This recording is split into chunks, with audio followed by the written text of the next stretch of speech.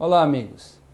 Estamos aqui para o nosso segundo programa, no qual estamos reunidos com alguns amigos para conversarmos sobre o tema da música na igreja. Esse tema é tão fascinante, tão fundamental e que tem, infelizmente, às vezes, gerado alguma polêmica.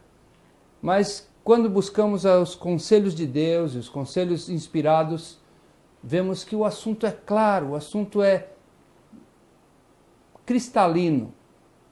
Os princípios são cristalinos. Talvez às vezes a aplicação seja um pouco mais complexa. Mas vamos então, na continuação do que já conversamos no nosso programa anterior, buscarmos ainda mais informação sobre esse assunto. Vamos começar do começo. Dr. Jetro, qual é a origem da música? De onde vem música?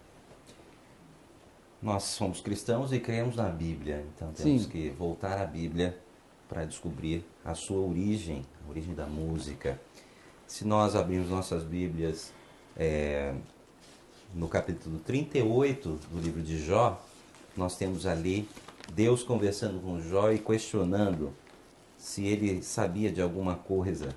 E ele diz ali no verso 6 e 7, quem colocou sua pedra de esquina, falando da criação da terra, e logo em seguida no verso 7, enquanto as estrelas matutinas juntas cantavam e todos os anjos se regozijavam, fazendo uma pergunta, está dizendo, isso aconteceu antes de você existir, Jó, antes de haver ser humano na terra, antes de haver planeta Terra. Já haviam essas criaturas que eu as fiz me louvando através da música. Então nós cremos que a música tem sua origem no próprio céu. E nós temos uma descrição, por exemplo, de que no jardim do Éden, os anjos desciam para louvar através da música a Deus, Pai, Deus Filho, com Adão e Eva, antes da queda. E nós podemos ver essa passagem no livro História da Redenção, página 30, e eu passo ali essa citação. Os anjos associaram-se a Adão e Eva em santos acordes de harmoniosa música. E como seus cânticos ressoassem cheios de alegria pelo Éden, Satanás ouviu o som de suas melodias de adoração ao Pai e ao Filho. E quando Satanás o ouviu, sua inveja, ódio e malignidade aumentaram, e expressou a seus seguidores a sua ansiedade por incitá-los, Adão e Eva, a desobedecer, atraindo assim sobre eles a ira de Deus e mudando seus cânticos de louvor em ódio e maldições ao seu Criador. Então aqui fala de dois aspectos muito importantes. Primeiramente que os anjos se associavam a Adão e Eva no jardim do Éden, pré-queda, para louvar e adorar a Deus através da música. Seus cânticos eram alegres e ressoavam pelo Éden. Satanás ouviu isso, aí o segundo aspecto, e isso o encheu de inveja, ódio e malignidade aumentaram. E aí é que ele quis muito levar o casal humano, o primeiro casal humano, ao pecado para assim desonrar a Deus. Então a música, mesmo a que nós temos hoje, teve sua origem no céu. Isso me lembra que em Testemunhos para a Igreja, volume 1, na página 176, Ellen White fala que nós devemos buscar nos aproximar quanto pudermos da música do céu. E quanto mais conseguirmos nos aproximar da música do céu, mais Deus será honrado e glorificado. Ela fala nesses termos. Doutor Hélio, teríamos informações sobre como seriam as características dessa música do céu? Muita gente fala, eu nunca fui para o céu, como que eu vou saber o que é isso? Ainda não fomos para o céu. Todos temos essa esperança. Mas profetas de Deus já tiveram visão sobre o céu. Ellen White já teve visão sobre o céu e sobre a música que ela escutou lá. E eu vou tomar a liberdade de ler alguns parágrafos. Então ela descreve algumas... Ela descreve características da música do céu. Então eu vou ler aqui em alguns livros dela quais as características desta música. Acordes musicais perfeitos, suaves e melodiosos. O cântico dos anjos não irrita os ouvidos. É macio, melodioso e sem esforço físico. Isso se encontra no livro Mensagens Escolhidas, volume 3, página 333. Ok. As notas longamente puxadas e os sons peculiares, comuns no canto de óperas, não agradam aos anjos. Eles se deleitam em ouvir os simples cantos de louvor entoados em tom natural. Os cânticos em que cada palavra é pronunciada claramente em tom harmonioso são os que os anjos se unem a nós para cantar. Eles tomam o estribilho entoado de coração com o espírito e o entendimento. Livro Evangelismo, páginas 510, 511. Interessante, esse texto está falando que os anjos cantam junto com a gente. Exatamente. Quando a gente canta com entendimento, o anjo vem cantar junto. Ok. Isso é muito interessante. Outra citação. Entre os anjos não há exibições musicais tais como movimentação física, voz áspera e estridente, uso de todo o poder e volume de voz que é possível. Isso não traz nenhuma melodia para aqueles que a ouvem na terra ou no céu. Essa maneira não é aceitável a Deus. Isso está escrito no livro Mensagens Escolhidas, volume 3, página 333.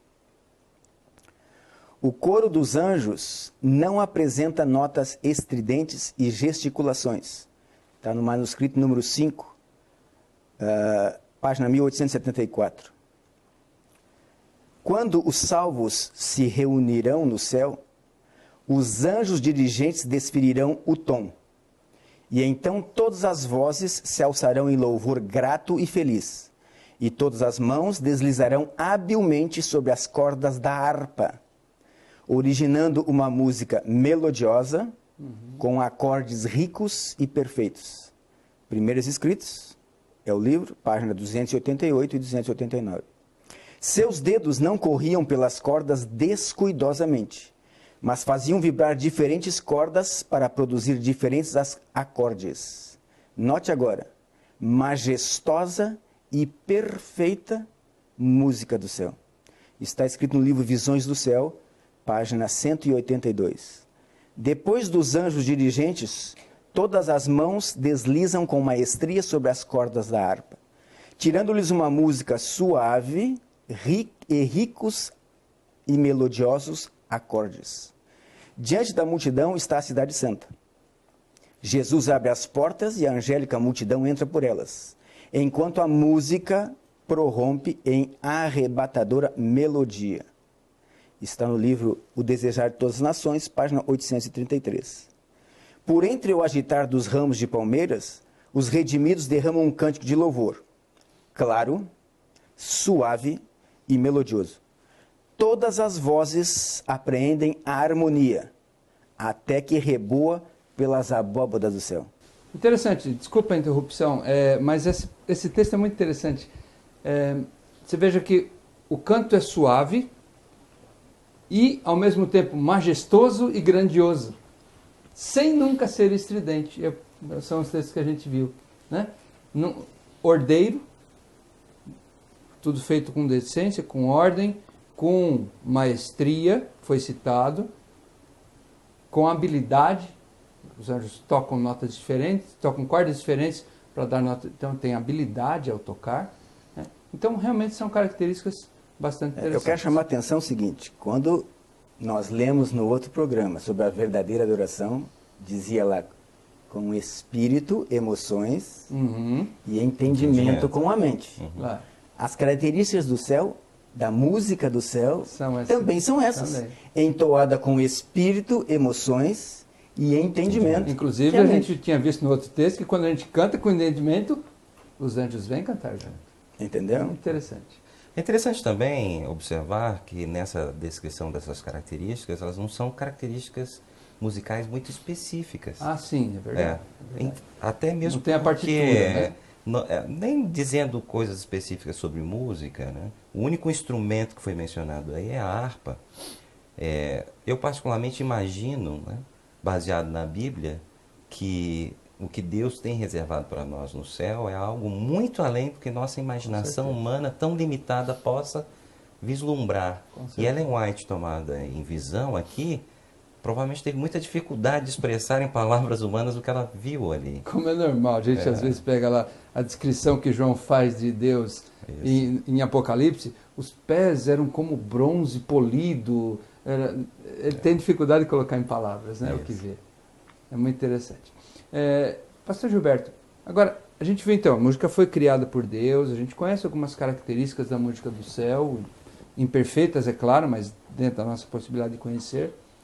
Agora, se a música foi criada por Deus, por que nós temos aqui músicas que um cristão se escandalizaria em ouvir, ou que não seria apropriado para um cristão ouvir? Não veio tudo de Deus? Essa é uma afirmação muito comum aí fora. Tipo, Satanás não pode criar nada, então todas as músicas, todos os estilos musicais foram criados por Deus. Então tudo seria aceitável. Mas eu diria que Satanás não criou, mas ele fez modificações, não é? Por exemplo, as letras do alfabeto, elas são amorais, não é? Mas com as mesmas letras eu posso construir frases pejorativas, negativas, palavrões que já deixam de ser amorais.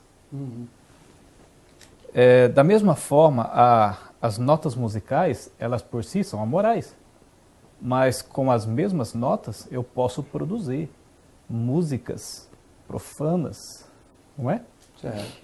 Agora esse contexto, daqui a pouco provavelmente vamos entrar no mérito da questão cultural, mas eu quero pelo menos fazer uma abertura. No céu, não há dúvida de que Satanás, ou antigamente Lúcifer, ele era o regente, o músico por excelência. E não há dúvida nisso na teologia, entre os estudiosos. No entanto, quando esse ser se rebelou, quando ele pecou, essa transformação para o pecado também ocorreu na sua arte, na sua habilidade musical.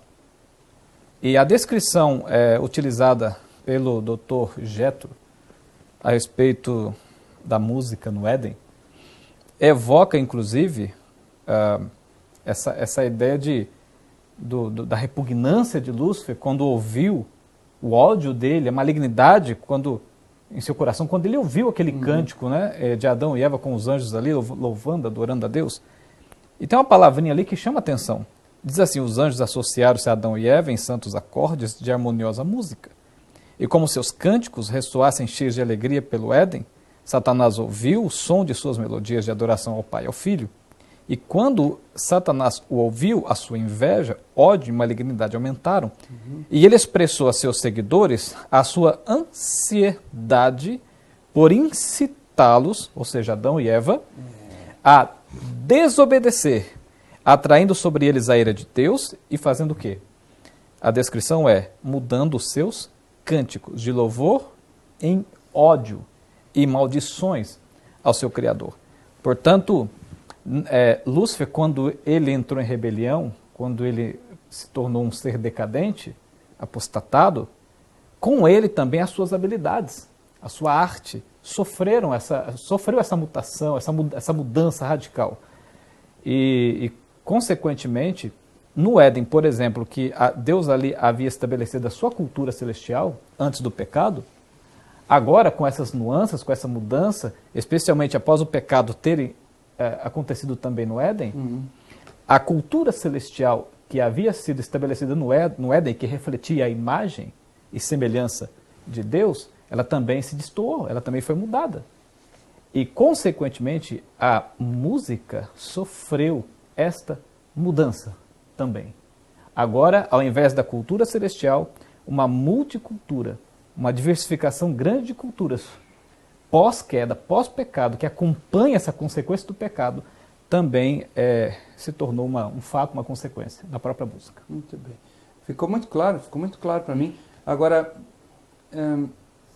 eu costumo dizer nesse assunto que Deus criou a matéria-prima das coisas. Os seres criados usam essa matéria-prima para criar outras coisas. Por exemplo, Deus criou os minerais. Eu posso pegar esse mineral e criar Por exemplo, essa mesa de centro que está aqui é feita de metal e vidro, são minerais.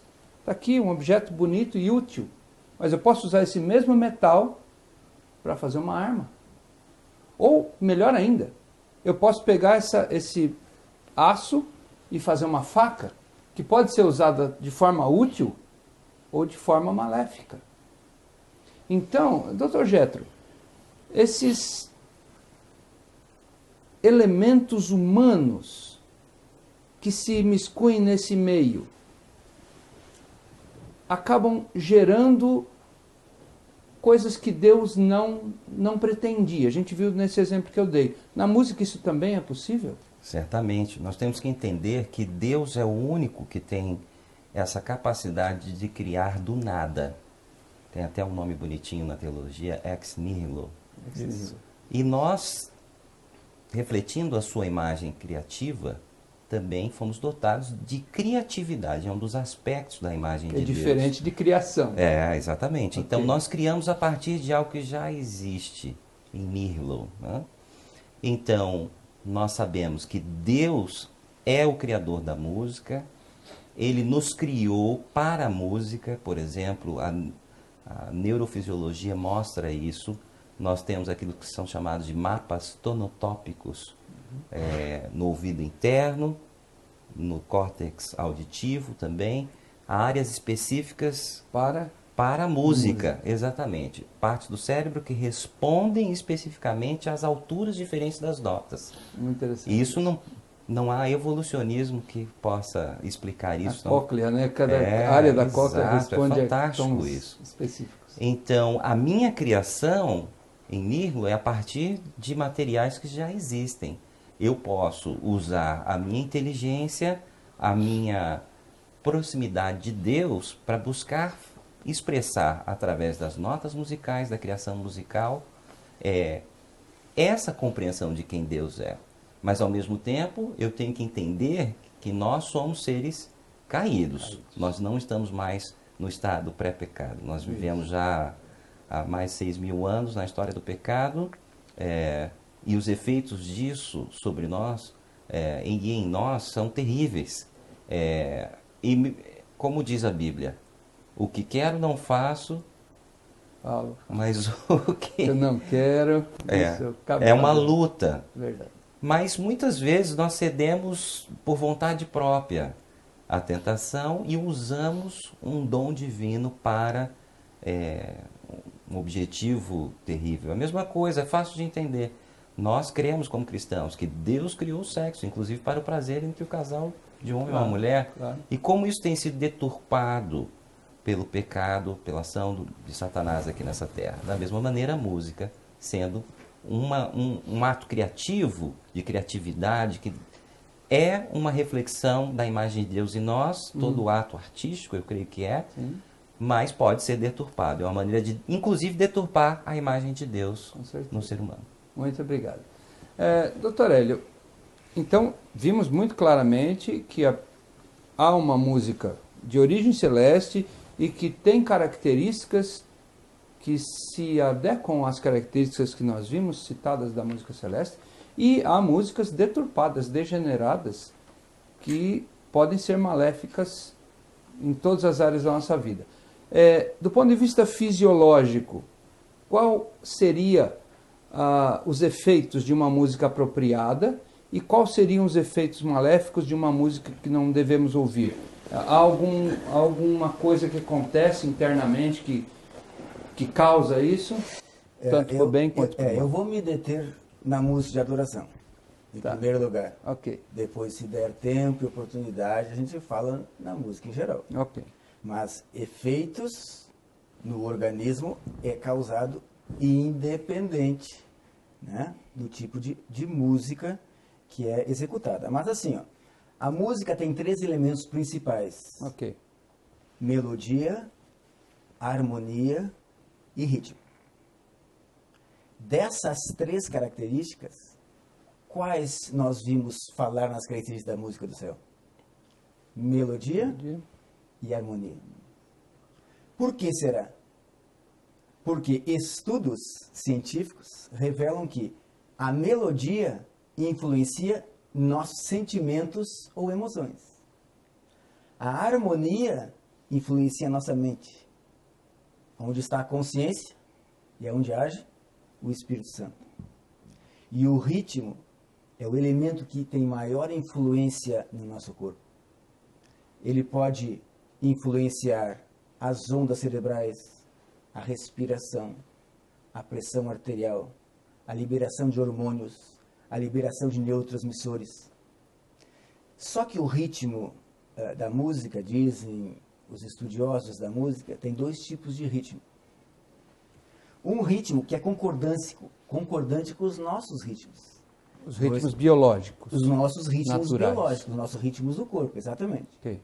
Então, esse ritmo, por exemplo, nós somos um organismo rítmico. Eu estou falando no ritmo. Né? Nós caminhamos no ritmo, nós respiramos no ritmo. O coração bate no ritmo. Os hormônios são liberados no ritmo. Existem, então, princípios bíblicos para nortear a música que devemos utilizar na adoração? Sim, com certeza. Eu poderia enumerar vários. Por exemplo, para nortear o princípio, eu poderia citar pelo menos 7. Em João 4, verso 4, por exemplo, o princípio seria estar em harmonia com a verdade de Deus. Em Mateus 4, verso 10, o princípio seria que deve nos elevar somente a Deus.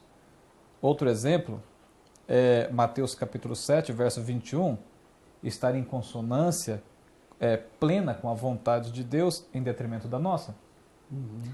Em Jeremias 17, verso 9, o princípio seria não deve seguir as inclinações do coração humano.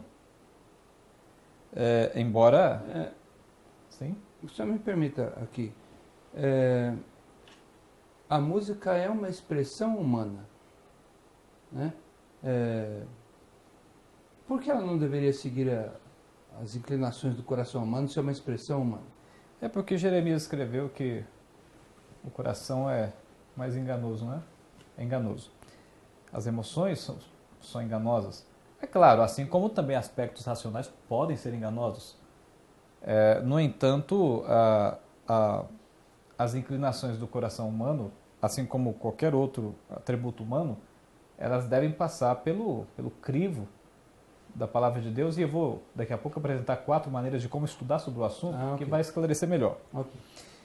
Em Romanos 12, verso 1, diz que o princípio seria esse, deve conduzir-nos a uma entrega racional. Claro, nunca destituído de emoção, sem dúvida. Em 1 João 2, verso 15, o princípio seria, precisa promover a nossa separação do mundo, a nossa ruptura, causar uma dicotomia entre eu e o mundo.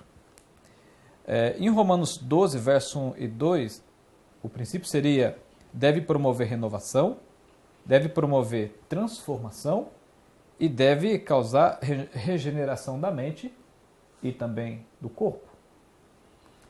E assim como as doutrinas bíblicas, para serem emolduradas, construídas, são necessárias muito estudo, muita pesquisa, eu diria que para se compreender melhor essa questão da adoração, louvor, a música também deveria passar pelo mesmo parâmetro. A Bíblia deveria ser o centro de pesquisa, de estudo, com certeza, para a gente conseguir chegar a essa conclusão da música sob a perspectiva do princípio bíblico, da teologia bíblica, da vontade de Deus, etc. Agora, como se estudar isso? É claro, existem alguns princípios que norteiam o nosso estudo, a nossa pesquisa, de maneira a nos conservar um pouco mais seguros, restritos àquilo que Deus estabeleceu para a gente como verdade, como substancial, não apenas para as doutrinas, mas também para a adoração, para a música, para o louvor. Existem 4 princípios, pelo menos, ou 4 conceitos que nos ajudam a ter essa compreensão. Por exemplo, em 2 Pedro, ou melhor, começando por 1 Coríntios 4, verso 6, Paulo afirma, não ir além do que está escrito. A Escritura deve ser o nosso baluarte de verdade, E deve padrão. o nosso padrão que estabelece os nossos conceitos, os nossos valores e também no critério da música. Não apenas nas questões doutrinárias, mas também nos princípios que constrói a música. O segundo princípio, o segundo conceito seria o descrito em 2 Pedro 1, verso 19 a 21. A Bíblia responde a si mesma. As nossas dúvidas sobre música, as nossas dúvidas sobre princípios e valores musicais devem ser absorvidos, buscados, pescados na Escritura. Ela tem que dar essa resposta a nós, e não o que eu acho, e não o que eu penso. O terceiro conceito seria aquele descrito em Isaías 28, 10, e que diz um pouco aqui, um pouco ali, regra sobre regra. Se um princípio, se um valor musical pode não ser claro em determinados textos, a gente tem que buscar o contexto, não é? Ou outro texto que apoie. Um outro texto que esclareça. que esclareça, que ilumine de forma mais ampla. E o quarto conceito de interpretação seria aquele descrito em Isaías 8, verso 20, a lei e ao testemunho. Portanto, a música também precisa passar por esse crivo da lei de Deus, porque a lei é um reflexo do caráter de Deus, e a música não pode ser encarada de maneira diferente. A música celestial, a música verdadeira de adoração, não é? Que nos aproxima do caráter de Deus, que reflete o caráter de Deus, a santidade de Deus, a lei e ao testemunho. Agora, me corrija se eu estiver errado. Esses princípios, esses 4 princípios que foram colocados, enumerados, são princípios de exegese teológica. Perfeitamente, são princípios teológicos de exegese do texto. Sim, exatamente. E a gente está aplicando, então, também a música, os princípios e valores que norteiam, que emolduram, que estabelecem um alicerce para a música de Deus, a música bíblica. Ok, quer dizer, então, que, obviamente, há uma ligação muito forte entre a música bíblica apropriada para o culto e a teologia. Sim, perfeitamente. Ok. Eu já queria... Eu gostaria de dar uma pincelada no assunto também. O pastor Gilberto falou de maneira muito clara sobre princípios que norteiam as nossas decisões para adoração usando a música. Eu gostaria de trazer para o Velho Testamento algo bem prático. Muito se fala sobre o ministério da música, mas o que é um ministério da música? É um ministério sacerdótico, né? E o que nós podemos aprender com a organização do ministério musical levítico do Velho Testamento sobre princípios para se usar na igreja, né? As referências são muitas, desde o livro de Deuteronômio, os 2 livros de Crônicas, o livro de Esdras, Neemias e assim por diante. Eu vou descrever o que é o modelo bíblico do Velho Testamento de um ministério musical. Haviam 4.000 levitas habilitados para cantar e tocar, e foram instituídos pelo rei Davi. Destes, 288 eram considerados músicos mestres, eram professores de uma proficiência alta. E eles eram divididos em equipes, 24 grupos de 12 cada grupo, né? Cada grupo servia no templo durante uma semana por ano, só uma semana por ano. E no sábado, 2 grupos serviam simultaneamente. Ia sair, juntávamos então 2 grupos, mais gente trabalhando na música do templo. Nós podemos dizer que era uma música mais rica, mais majestosa, mais elaborada, né? Me parece que nas festas onde todo Israel deveria comparecer em Jerusalém, os grupos também se reuniam ali. O serviço do templo regular era uma semana por ano, mas eles faziam outras coisas. Eu vou chegar lá também. Quais eram as atividades desses 288 músicos mestres? Eles serviam durante uma semana no templo a cada 12 meses, serviam também nas ocasiões especiais, nas festas. Eles lideravam o povo nos louvores a Deus, nos sacrifícios diários. Cantavam no coral e tocavam instrumentos na orquestra, vamos dizer assim. E quando não estavam servindo no templo, o que será que eles faziam? A primeira vez que eu me deparei com esse trabalho de uma semana e uma festinha ali, outra aqui, eu falei, esse é o trabalho que eu queria ter. Uma semana de trabalho, o resto do ano tranquilo, né? Por isso que você foi ser músico? Não, eu já era músico quando eu descobri isso aqui. Mas quando eles não estavam servindo no templo, o que eles faziam? Preparavam-se tanto tecnicamente, ou seja, musicalmente, para o serviço no templo, mas especialmente se preparavam espiritualmente para servirem no templo. Outro detalhe interessante, só iam para o templo a partir dos 20 anos de idade para servir no templo com a música, e durante 5 anos eles estudavam, faziam uma faculdade de música sacra. E somente aos 25 anos de idade é que estavam totalmente aptos para esse serviço. O que mais eles faziam quando não estavam servindo no templo? Ensinavam outras pessoas o seu ofício. Veja que aqui nós temos um modelo bem prático, que se nós pudéssemos aplicar, reproduzir seus princípios. O primeiro dele que eu destaco é a organização. É tudo muito organizado.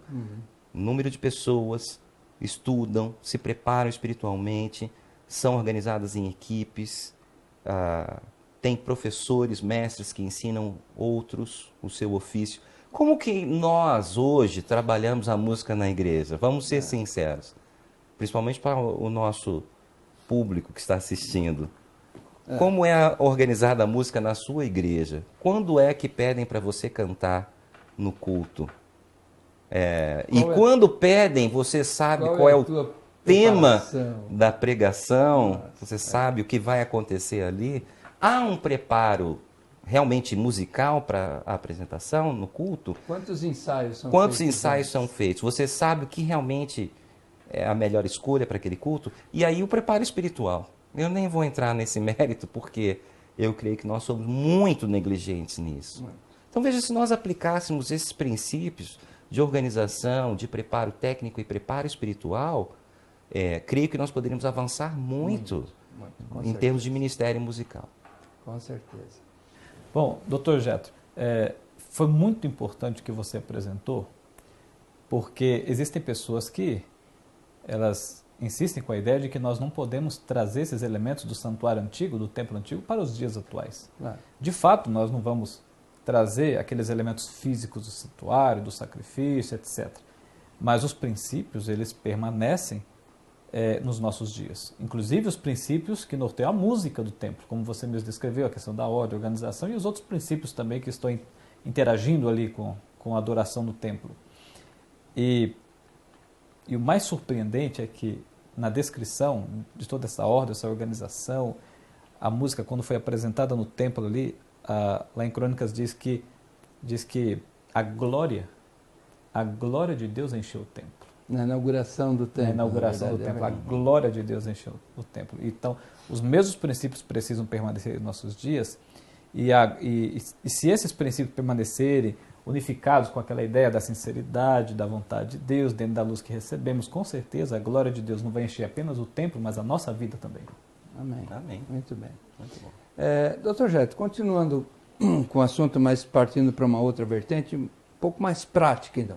Se a música é uma expressão do adorador, e se todos nós somos adoradores, seria importante que a música fosse conduzida por pessoas da comunidade local? Por quê? O músico da comunidade local, ele entende aquela comunidade. Então, se ele vai servir como expressão de adoração daquela comunidade, o ideal seria esse ou não? Sim. O músico, principalmente o que lidera, ele deve ser parte daquela família cristã, daquela congregação, daquela igreja. Lógico que em alguns momentos isso é mais difícil. Uma igreja que não tenha um músico capacitado pode trazer uma pessoa de fora para ajudar. Mas isso deve ser apenas uma ajuda pontual. Vamos ver as orientações que nós temos aqui, né? Para que a música seja aceitável a Deus, é necessário que o coração esteja consagrado e enternecido e santificado. Carta de Ellen White, 198, datada de 1895.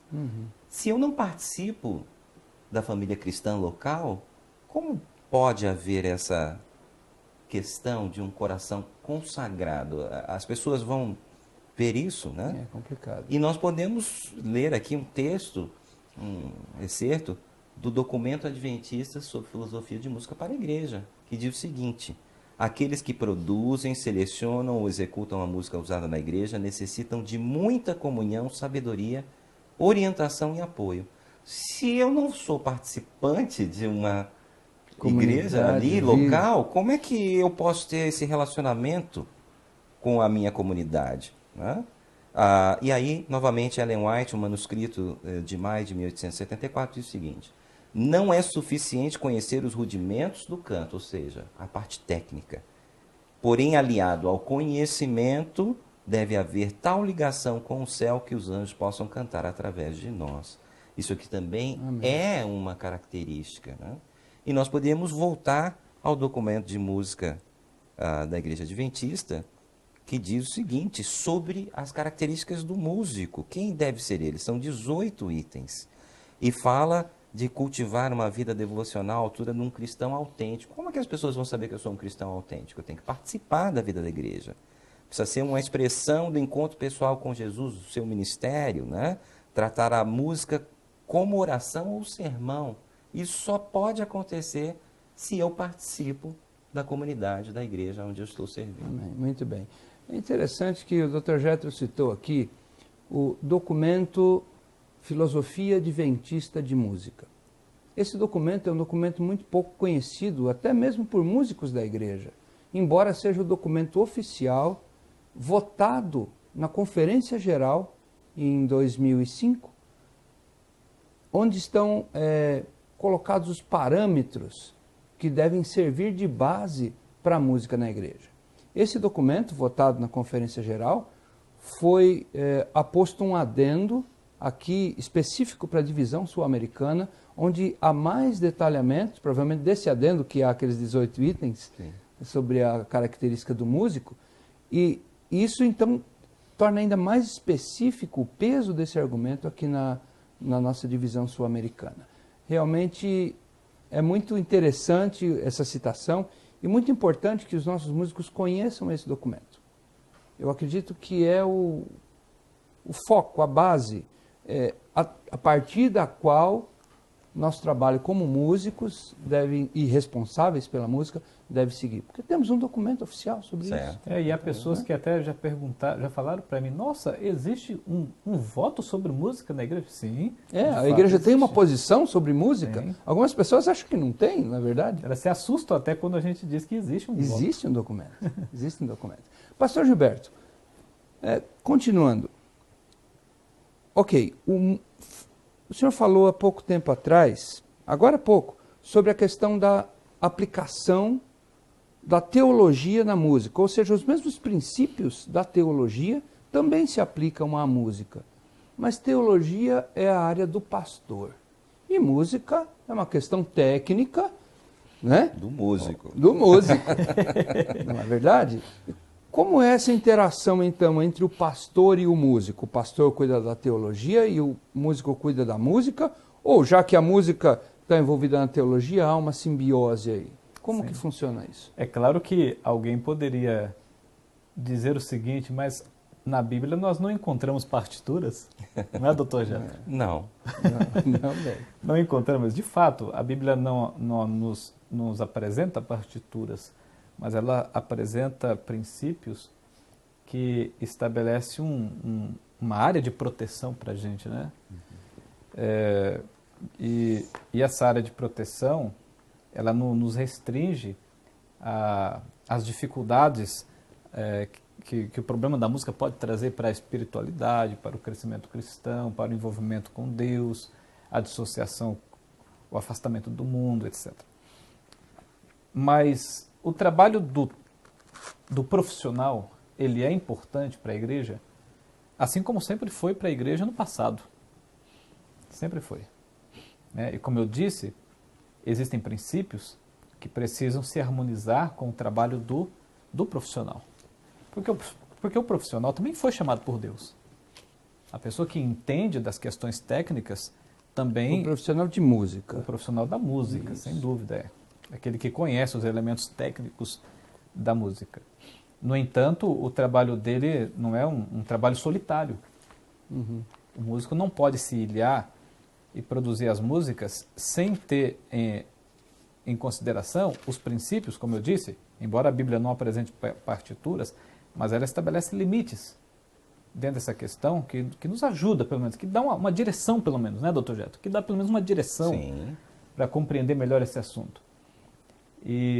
Então eu diria que deve haver uma harmonia, deve haver um trabalho conjunto entre o pastor que compreende, ou pelo menos o pastor que se aprofundou na teologia da música, porque não são todos que têm aquela noção mais detalhada sobre a teologia da música. Isso a gente compreende, não é? Cada um tem a sua área, alguns investem em áreas diferentes, mas tem aqueles pastores, especialmente esses, que às vezes eles se preocupam mais com esta área, estudam, pesquisam sobre o assunto da teologia da música especificamente. Como é o seu caso, por exemplo? Pode ser.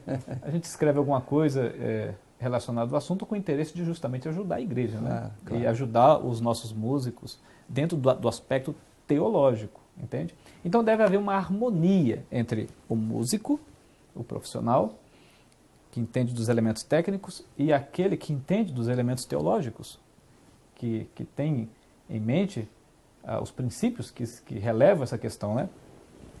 E Ellen White mesmo, ela reforça, ela diz que, nesse livro aqui, por exemplo, Música, Sua Influência na Vida do Cristão, na página 29, ela diz que seja o talento do canto introduzido na obra, deve fazer parte da obra. Deve fazer parte. No entanto, Levi, por orientação bíblica, o sacerdote, ele é que deve exercer a liderança nessa questão. Porque a música não envolve apenas questões técnicas, mas especialmente teológica. Em 1 Crônicas, capítulo 25, verso 6 ali, verso 7, já está aberto aí? Obrigado. Aqui diz assim, todos esses homens estavam sob a supervisão de seus pais, quando ministravam a música do templo do Senhor. E note que aí, eu estava com o texto, porque eu estava exatamente, a tua fala estava me levando para esse texto. Okay. E aí ele está falando dos 288 que eram os líderes. Os líderes, sim. Que eram os mestres. Eles estavam sob a supervisão de seus pais. Quem eram os pais deles? Amã, Asaf e Jedutum, que eram os maiorais da música. Sim, exatamente. Então estava sob a supervisão sacerdotal. Com certeza. A música, a organização da música, os elementos da música estavam sob a supervisão sacerdotal. Eu tenho até uma declaração aqui do Leonard Payton, e eu acho interessante essa declaração. Ele diz assim, que os músicos podem ser os discípulos mais estratégicos que o pastor possui. Olha que lindo, olha que maravilhoso. Bela muito citação. Muito. Então o trabalho conjunto, harmonioso, entre o profissional e o pastor, entre a técnica e a teologia, só tem a enriquecer a adoração. Se for construída, claro, sob essa perspectiva bíblica, não apenas profissional, mas também bíblica, teológica, amparada pela vontade de Deus. Ok, ficou muito claro. Agora, Dr. Jetro, como músico agora, pastor Gilberto falou aqui que a supervisão, a direção deve ser dada pelo sacerdote. Mas como músico, o senhor concorda com isso? Ou a música envolve questões técnicas e quem deve cuidar disso é o técnico e me deixa que eu sei o que eu estou fazendo? Vamos ver, né? Existem os dois extremos. Existe aquele músico que não quer ninguém dando opinião no seu trabalho, dentro da igreja, que fala, quem entende música sou eu, o músico sou eu, o senhor é o pastor, cuide dos seus afazeres, né? E existe também um outro extremo na posição pastoral, que é o pastor que diz assim, realmente eu não entendo nada de música, eu não sei nada sobre música, deixo na sua mão. Mas tem tantos princípios, como o pastor Gilberto enumerou aí, princípios bíblicos para serem aplicados, que é a área do pastor. Então deve haver, obviamente, uma harmonia no trabalho de músico e pastorado. Eu quero ler uma citação de Ellen White sobre questões de decisões, tomadas de decisões dentro da obra de Deus. Ela diz o seguinte, nunca deve a mente de um homem ou de uns poucos homens ser considerada suficiente em sabedoria e autoridade para controlar a obra e dizer quais os planos que devam ser seguidos. Igreja Remanescente, página 67. Então veja bem, se uma grande decisão vai ser tomada, eu vou introduzir um elemento novo no culto, isso não pode ficar só na decisão de uma pessoa ou de uns poucos. Deve ser uma decisão que envolva várias pessoas da igreja, a comissão, bem discutido. E muitas vezes o que tem acontecido é justamente o oposto dessa recomendação. O músico toma a decisão, ou um pastor toma a decisão, e às vezes é uma decisão positiva, às vezes é uma decisão negativa, e refletida, não discutida, não analisada pelo grupo de pessoas responsáveis pela liderança da igreja. Então eu creio que esse conselho de Ellen White serviria muito bem o propósito de orientar como deve ser levado o Ministério da Música. É porque, na verdade, Dr. Getro, é porque, na verdade, ninguém trabalha sozinho. Ninguém, É com por isso que tem a comissão da igreja, não é verdade? Sim, De tomar as perfeitamente. decisões. Isso. Né? Sim, é igual, por exemplo, dentro de uma família, embora o homem recebe de Deus a incumbência da liderança, mas deve haver uma harmonia. Com certeza. E não um autoritarismo, um ilhamento de ideias, não, de forma alguma. Da mesma maneira, o Ministério da Música deve ser um conjunto harmônico entre as pessoas que cantam, estão envolvidas com a música e o Ministério Sacerdotal. É claro que a liderança do pastor, a liderança do sacerdote, é porque ele representa o Evangelho, ele representa os princípios, a teologia da igreja, não é? Então, por essa razão, é que os princípios norteados pelo músico devem ser norteados pelo sacerdote, pelo pastor. Com certeza. Okay. Muito bem. Creio então que ficou bastante claro os assuntos que abordamos aqui. Nós agradecemos a tua atenção durante todo esse tempo. Fique atento, estamos planejando outros programas onde detalharemos um pouco mais ainda alguns aspectos que foram abordados aqui. Então fique atento. Em breve teremos mais novidades para você. Que Deus o abençoe no seu trabalho, seja como músico, seja como ouvinte, como adorador principalmente, ou como líder, mas que Deus esteja com você e que tudo que façamos seja sempre para a sua maior honra e glória.